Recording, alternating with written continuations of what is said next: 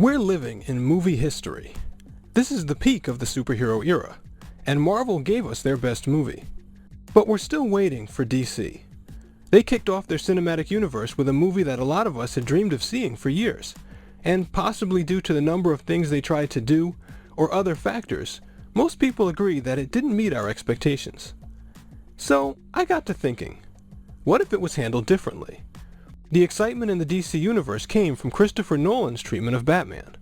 What if Nolan went on to make Batman vs. Superman, incorporating the entire DC universe into his own creation? I think that'd be really cool, and I took some time to look at the way he handled things, and here's how I think it might work. First, focus. Batman vs. Superman started with a fantastic premise that everyone wanted to see, but then they added Doomsday, Wonder Woman, the death of Superman, Lex Luthor, a terrorist attack, C.T. Fletcher, and a million other things. Like we've talked about here, you can only sell one movie ticket at a time. Batman Begins was simply a Batman origin story with some new villains. But that was all we wanted. Likewise, Batman vs. Superman is more than enough to get people into the theater. And you can devote the whole movie to giving the audience everything we've wanted to see, and doing it well. And when it comes to doing it well, it's important to start small. Contrary to what you see in a lot of movies, you don't have to blow the audience's head off in the first minute.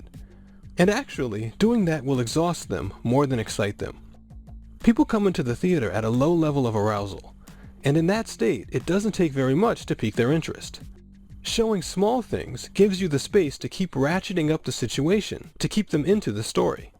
And in this case, there's a great way to do that. Let's assume that the story follows from The Dark Knight Rises, except that it was left open to more movies, so Bruce Wayne is still alive.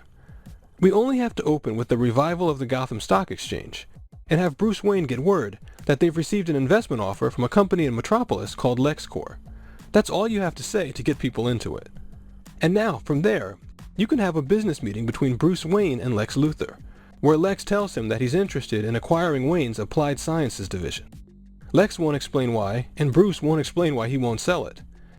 We get to see Bruce Wayne as a businessman and watch him interact with Lex, as each person figures out that the other is very smart, and Bruce realizes that Lex can't be trusted. And it makes perfect sense. Which brings us to another key point. Be logical.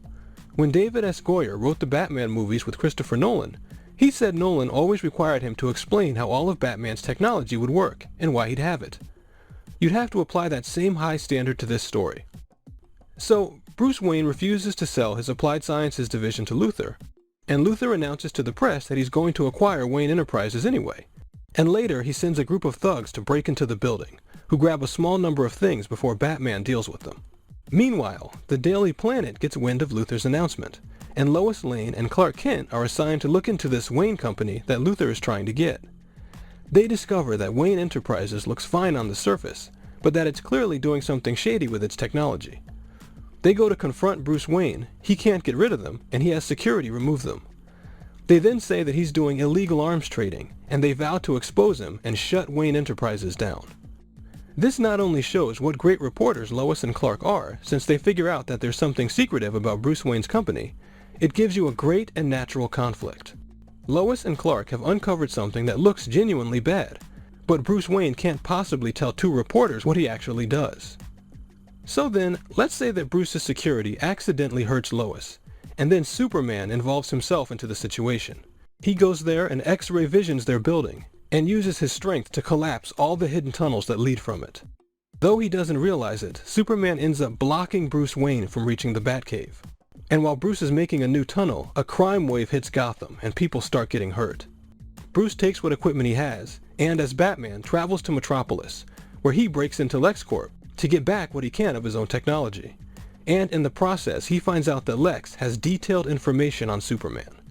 Which brings us to the third point, which is that Superman has to be defined. In the Nolan universe, every character is brought into the real world, so we understand how they operate and what they can and can't do. We have to do the same thing here. Superman's power comes from solar radiation, and different types of radiation can block it or hurt him. Batman takes all this back to Gotham, re-enters the Batcave, and talks about it with Alfred. When he then leaves to try to deal with the Gotham crime wave, he comes face to face with Superman himself, who is about to collapse the tunnels permanently. Superman tells him that the law is the authority here, and Bruce Wayne's company is going to have to explain themselves to the FBI. And here's where we get to another key point: staying true to the characters. We came up with a decent course of events to bring them into conflict, and now we need to have them get into a personal conflict for believable reasons as well.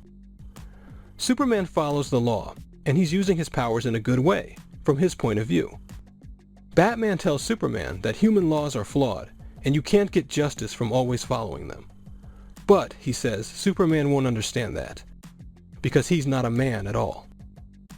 And now, we've got a fight.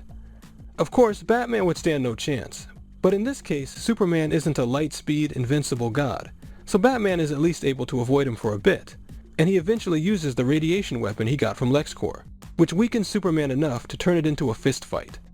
And now, we're not going to do anything with the name Martha, but of course, they have to come together. So here, I think, is the point where Batman, having Superman near death, tells Superman to leave Earth and not come back. But Superman says something different, that we might not have heard or thought about. He tells Batman that he can't leave. This is his only home, so he might as well die. Batman then tells Superman the truth about his technology from Wayne Enterprises, and lets him up, and they set out together to stop the crime wave. We then get to see the new headline from the Daily Planet, coupled with a story about Bruce Wayne's unappreciated efforts to help, written naturally by Clark Kent.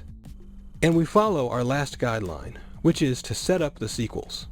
Because we see that this headline is being read by Lex Luthor, who makes a comment about getting a team himself, and looks out the window to the whole world of heroes and villains that we'll be watching.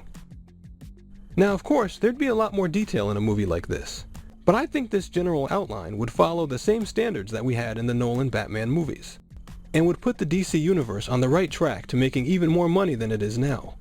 And the key, besides being logical, is that it would allow us to see not only a physical conflict, but also one about personalities and ideas that brings two worlds together.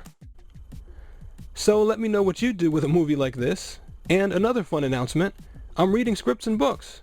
If you've written one and you'd like me to review it and give you feedback on it, send me a message on Twitter or Facebook. You can find the link in the description. Either way, thanks for watching, and I'll see you soon.